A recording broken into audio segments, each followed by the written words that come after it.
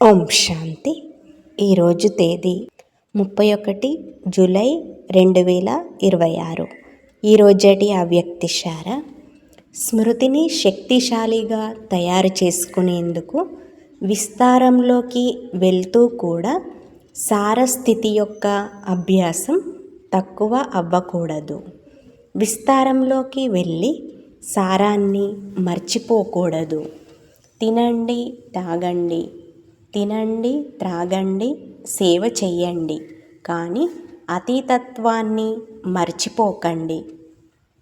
సాధన అనగా శక్తిశాలి స్మృతి. నిరంతరం బాబాతో హృదయపూర్వకమైన సంబంధం. కేవలం యోగంలో కూర్చొని ఉంటే దానిని సాధన అని అనరు.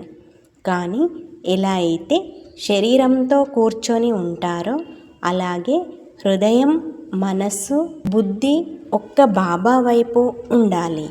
బాబాతో పాటు కూర్చుండిపోవాలి.